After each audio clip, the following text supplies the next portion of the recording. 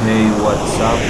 Para din yan sa nagtatanong, yung humihingi ng schematic diagram ng power supply. So, ito na nga, no? Yan. Ito yung aming power supply nung first year. Project namin to, final project. So, ito yung schematic. Ipopost ko mamaya. No?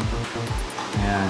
Meron akong tester dito para ipapakita ko sa'yo mamaya kung ano yung kailangan mo. Ito, sinasabi ko, kaya mo kailangan din ng tester para dun sa malaman mo yung eksaktong voltahe nung nung kinukuha mo. Di ba inihingi mo 9 volts? Ito hanggang 12 volts.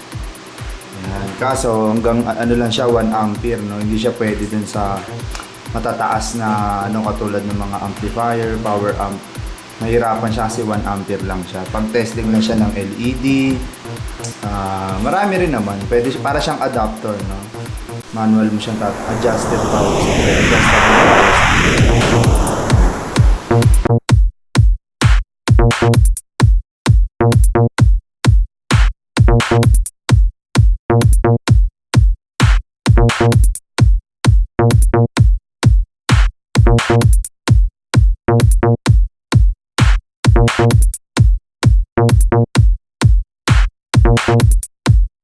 This DJ is so funky, man.